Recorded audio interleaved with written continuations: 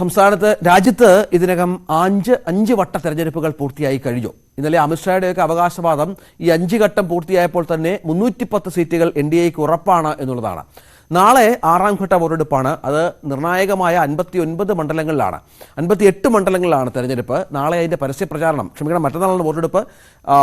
നാളെ പരസ്യപ്രചാരണം അവസാനിക്കുകയാണ്. 25-നാണ് വോട്ടെടുപ്പ്. പരസ്യപ്രചാരണം അവസാനിക്കുകയാണ്.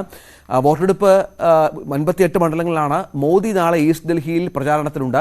മേനകാഗാന്ധിയും കനയ്യകുമാറും ഉൾപ്പെടെയുള്ളവർ ജനവിധി തേടുന്നുണ്ട്. രാകേഷ്, 25-നാണ് ഡൽഹിയിലടക്കം ആം ആദ്മി പാർട്ടി, അതായത് ഒരുപക്ഷെ അരവിന്ദ് കെജ്രിവാളിൻ്റെ ഒരു വരവ് അത് പരീക്ഷിക്കപ്പെടുന്ന ഒരു തെരഞ്ഞെടുപ്പ് കൂടിയാകും 5ാം ഘട്ടമെന്ന് പറയുന്നത്. ഏതൊക്കെ പ്രധാന മണ്ഡലങ്ങൾ, ഏതൊക്കെ സ്ഥാനാർത്ഥികൾ?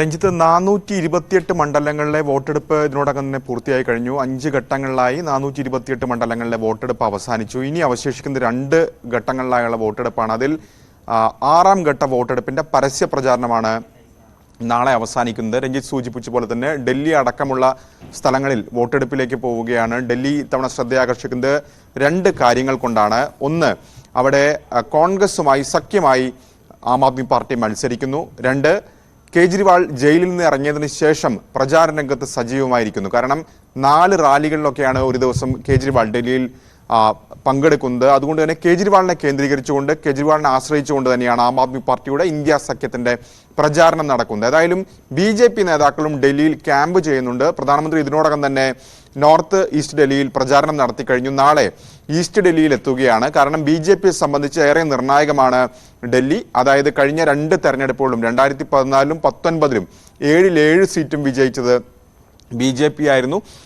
ഡൽഹിയിൽ ഭരണം ആം ആദ്മി പാർട്ടിക്ക്, അല്ലെങ്കിൽ ഡൽഹി നിയമസഭാ തെരഞ്ഞെടുപ്പിൽ ആം ആദ്മി പാർട്ടി വലിയ വിജയം നേടുമ്പോഴും ലോക്സഭാ തെരഞ്ഞെടുപ്പ് BJPക്കൊപ്പം ഏതാണ്ട് 50%-ലധികം വോട്ടുകൾ നേടിക്കൊണ്ടായിരുന്നു BJPയുടെ വിജയം. അപ്പോൾ ഇത്തവണ ഈ സഖ്യം എങ്ങനെ ഇമ്പാക്റ്റ് ചെയ്യും എന്നടക്കമുള്ള കാര്യങ്ങൾ നിർണായകമാണ്. ഏതായാലും പല വിഷയങ്ങൾ മാറി മാറി വന്നു. പ്രത്യേകിച്ച് കേജ്രിവാൾ ജയിലിൽ നിന്ന് ഇറങ്ങിയതിന് ശേഷം വലിയ വിമർശനങ്ങൾ കേന്ദ്രത്തിനെതിരെ, BJPക്കെതിരെ ഉന്നയിക്കുകയും ചെയ്തു. പക്ഷേ ഈ അവസാന ഘട്ടത്തിലെത്തുമ്പോൾ സ്വാതി മാലിവാളിന്റെ പരാതി, ഒപ്പം തന്നെ PA ബിപ്ലബ് കുമാറിന്റെ അറസ്റ്റ് അടക്കമുള്ള വിഷയങ്ങളും പ്രചാരണത്തെ സ്വാധീനിച്ചിട്ടുണ്ട്. അപ്പോൾ ഡൽഹി ഏറെ നിർണായകമാണ്. ഡൽഹി കൂടാതെ ബീഹാറിലെ 8 മണ്ഡലങ്ങളിൽ വോട്ടെടുപ്പ് നടക്കുന്നുണ്ട്. UPയിലെ 14 മണ്ഡലങ്ങളിൽ വോട്ടെടുപ്പുണ്ട്. പശ്ചിമ ബംഗാളിലെ 8 മണ്ഡലങ്ങളിലും വോട്ടെടുപ്പുണ്ട്.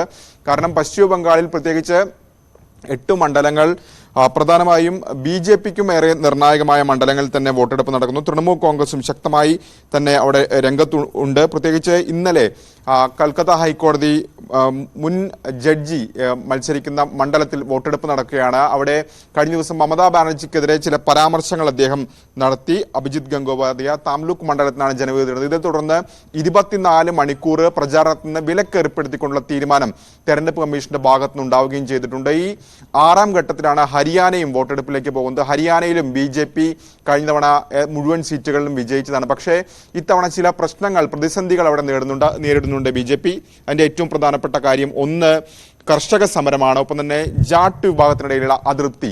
ഇതടക്കമുള്ള വിഷയങ്ങൾ തെരഞ്ഞെടുപ്പിനെ എങ്ങനെ സ്വാധീനിക്കും എന്നുള്ളത് നിർണായകമാണ്. ഏതായാലും 5 ഘട്ടങ്ങളിലെ വോട്ടെടുപ്പ് കഴിഞ്ഞതോടുകൂടി തന്നെ ദേശീയ നേതാക്കളൊക്കെ തന്നെ ഈ 6ാം ഘട്ട ക്യാമ്പയിൻ കേന്ദ്രീകരിക്കുന്നു എന്നതാണ് ഏറ്റവും ശ്രദ്ധേയമായ കാര്യം. പ്രത്യേകിച്ച് മോദി നാളെ റാലി നടത്തുന്നു. ഒപ്പം അമിത്ഷാ, രാജ്നാഥ് സിംഗ് തുടങ്ങിയ നേതാക്കളൊക്കെ തന്നെ കഴിഞ്ഞ ഘട്ടങ്ങളിലൊക്കെ തന്നെ UP കേന്ദ്രീകരിച്ചുകൊണ്ടൊരു പ്രവർത്തനമായിരുന്നു. പക്ഷേ അവരൊക്കെ തന്നെ ഇപ്പോൾ ഡൽഹി കേന്ദ്രീകരിച്ച് പ്രചാരണ രംഗത്ത് ഏതായാലും സജീവമായിട്ടുണ്ട്.